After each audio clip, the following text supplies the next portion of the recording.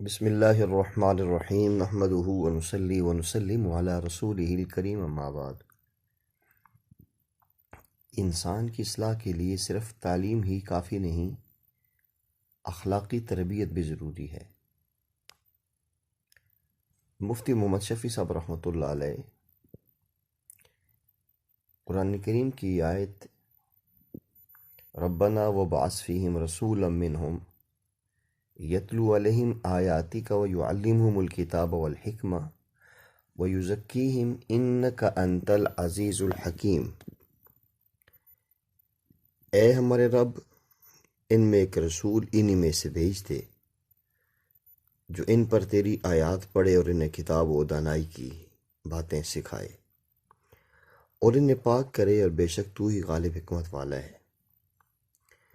اس آیت کے ذیل میں آپ لکھتے ہیں، تزکیہ کو تعلیم سے جدا کر کے مستقل مقصد رسالت اور رسول کا فرض منصبی قرار دینے میں اس طرف اشارہ ہے کہ تعلیم خواہ کتنی صحیح ہو، کتنی عمدہ ہو، محض تعلیم سے عادتاً اصلاح اخلاق نہیں ہوتی جب تک کسی تربیت یافتہ مربی کے زیر نظر عملی تربیت حاصل نہ کرے، کیونکہ تعلیم کا کام در حقیقت سیدھا اور صحیح راستہ دکھلانا ہوتا ہے، مگر ظاہر ہے کہ منزل مقصود تک پہنچنے کے لیے محض راستہ جان لینا تو کافی نہیں ہوتا جب تک ہمت کر کے قدم نہ اٹھائے اور راستے پر نہ چلے۔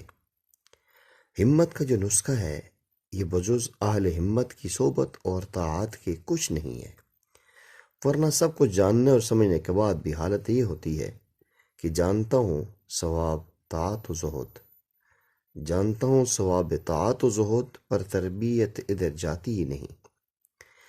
ہمت عمل میں اور توفیق کسی کتاب کے پڑھنے سے یا سمجھنے سے نہیں پیدا ہوتی، اس کی صرف ایک ہی تدبیر ہے کہ اللہ والوں کی صحبت اور ان سے ہمت کے ساتھ ہمیشہ دوام کے ساتھ ہمیشگی کے ساتھ تربیت حاصل کرنا، اور اسی کا نام تزکیہ ہے۔ قرآن کریم نے تزکیہ کو مقصد رسالت میں ایک مستقل مقصد قرار دے کر تعلیمات اسلام کی نمایاں خصوصیات کو بتلایا ہے، کیونکہ محض تعلیم اور ذہنی تہذیب تو ہر قوم و ملت میں کسی نہ کسی صورت سے کامل یا ناقص طریقے پر ضروری سمجھی جاتی ہے۔ ہر مذہب و ملت، ہر سوسائٹی میں اس کو انسانی ضروریات میں دخل سمجھا جاتا ہے۔ اس میں اسلام کی ایک نمایاں خصوصیت یہ ہے، اس نے صحیح اور مکمل تعلیم پیش کی جو انسان کی انفرادی زندگی سے لے کر عائلی اور پھر قبائلی زندگی سے لے کر آگے سیاسی اور ملکی زندگی پر حاوی اور ایک بہترین نظام کی حامل ہے، جس کے نظیر اقوام عالم میں اور کوئی گزشتہ ملل میں نہیں پائی جاتی۔ اس کے ساتھ تزکیہ اخلاق اور باطنی طہارت ایک ایسا کام ہے جس کو عام اقوام اور سوسائٹیز نے سرے سے نظر انداز کر رکھا ہے۔ انسانی لیاقت اور استعداد کا معیار اس کی تعلیمی ڈگریاں سمجھی جاتی ہیں، انہی ڈگریوں کے وزن کے ساتھ انسان کا وزن گھٹتا اور بڑھتا ہے۔ اسلام نے تعلیم کے ساتھ تزکیہ کا ضمیمہ لگا کے تعلیم کے اصل مقصد کو پورا کر کے دکھایا ہے۔ وہ خوش نصیب نفوس قدسیہ، وہ حضرات صحابہ رضوان اللہ علیہم اجمعین نبی کریم صلی اللہ علیہ وسلم کے سامنے زیر تعلیم رہے، اور تعلیم کے ساتھ ساتھ ان کا باطنی تزکیہ بھی ہوتا رہا۔ جو جماعت صحابہ رضوان اللہ علیہم اجمعین آپ صلی اللہ علیہ وسلم کے زیر تربیت تیار ہوئی، ایک طرف ان کی عقل و دانش، علم و حکمت کی گہرائی کا یہ عالم تھا کہ ساری دنیا کے فلسفے ان کے سامنے عاجز آ گئے، اور دوسری طرف ان کا تزکیہ باطنی اور تعلق معلّہ اور اعتماد علی اللہ کا یہ درجہ تھا کہ خود قرآن نے یہ الفاظ بیان کیے ہے کہ والذین معہ اشداء والکفار رحماء بینہم، اور جو لوگ آپ کے ساتھ ہیں وہ کافروں پر سخت ہیں اور آپس میں رحم دل ہیں۔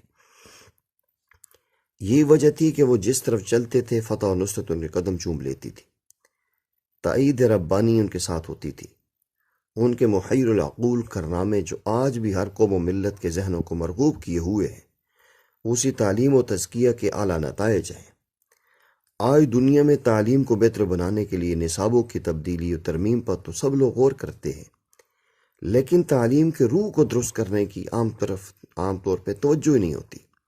مدارس معلم کی اخلاقی حالت، مصلحانہ تربیت کو دکھایا جائے، اس پر زور دیا جائے۔ اس کا نتیجہ ہے کہ ہزارہا کوششوں کے بعد بھی ایسے مکمل انسان پیدا نہیں ہوتے جن کے عمدہ اخلاق دوسروں پر نظر انداز ہوں، دوسروں کی تربیت کر سکیں۔ یہ کھلی ہوئی حقیقت ہے۔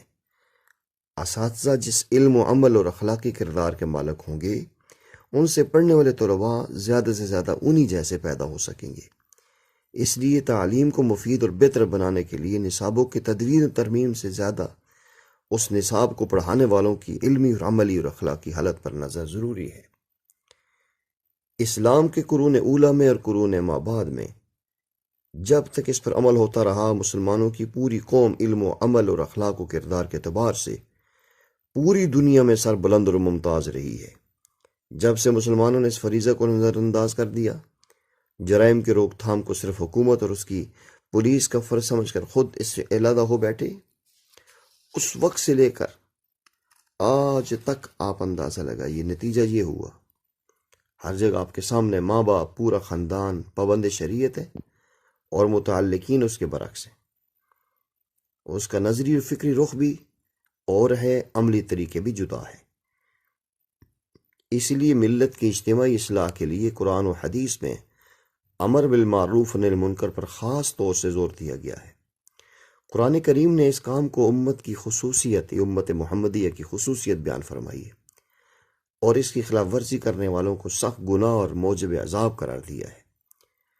حدیث میں نبی کریم صلی اللہ علیہ وسلم کا ارشاد ہے، جب کسی قوم میں گناہ کے کام کیے جائیں اور کوئی آدمی اس قوم میں رہتا ہے اور اس کو منع نہیں کرتا، تو قریب ہے کہ اللہ تعالیٰ ان سب کو عذاب میں مبتلا کر کے دنیا میں عبرت کا نشان بنا دے۔ تھوڑی دیر کے لیے آپ سوچیں کہ حضور انور صلی اللہ علیہ وسلم نے جانوروں کو کیسے انسان بنایا، ان کی اصلاح کے لیے کیا طریقے اختیار کیے تھے۔ صرف ایک ہی طریقہ، وہ طریقہ کیا تھا؟ کوئی دوسرا طریقہ نہیں تھا، وہ یہ کہ انسان کے اندر احساس ذمہ داری پیدا کیا جائے، اور اس کے لیے جب انسان کے اندر احساس ذمہ داری پیدا ہو جاتا ہے، انسان کی حیثیت بدل جاتی ہے۔ ہنسنے کی جگہ دیکھ کر وہ ہنسنے گا، ہنسنے کی جگہ ہے یا نہیں قرآن ہے، مثلا قبرستان ہے تو وہ نہیں ہنسے گا۔ حضور انور صلی اللہ علیہ وسلم نے قبرستان میں ہنسنے سے منع کیے۔ ارے بے وقوف، یہ جو مٹی کے ڈھیر پڑے ہوئے ہیں، یہ تو تجھے تیری آخرت اور موت کو یاد دلا رہے ہیں، اس لیے تیری آنکھوں میں آنسو بہنے چاہیے، لیکن تو اتنا سخت دل ہو گیا ہے کہ تو اللہ کے سامنے کیا لگا رہے ہیں۔ تو میرے دوستوں، میرے عزیزوں، میرے سامعین، میرے بزرگوں، یہ احساس ذمہ داری جو ہے نا، یہ انسان کو انسان بنا دیتی ہے۔ تھوڑی دیر کے لیے آپ غور کریں، دنیا کی تمام حکومتوں کا سارا نظام اس احساس پر چل رہا ہے۔ ایک چپڑاسی اور اردلی کے دل میں جب یہ احساس پیدا ہوتا ہے کہ ہمارا صاحب کہیں ہم سے جواب طلب نہ کرے، وہ صبح ہی اٹھتا ہے اور میز صاف کرنا شروع کر دیتا ہے، کرسی صاف کرتا ہے، دروازے کھول دیتا ہے، اس لیے کہ دیر ہوگی تو صاحب سزا دے گا، کان سے پکڑ باہر نکال دے گا، میری تنخواہ بند ہو جائے گی۔ حالانکہ یہ معاف کیجئے، جس صاحب کو ہم اپنا صاحب سمجھ رہے ہیں، وہ بیچارہ خود عام نارمل چند ہزار کا کلرک ہے، لیکن اگر آپ اس چپڑاسی سے پوچھئے تو وہ یہی کہے گا، میں تو کسی کو نہیں جانتا، میرا صاحب یہی ہے، کیونکہ میرا کان پکڑتا ہے۔ کلرک بیچارہ خود بھی برابر اپنی ڈیوٹی دیتا ہے، سارے کام سر انجام دیتا ہے کہ اس کے اوپر ایک مالک ہے۔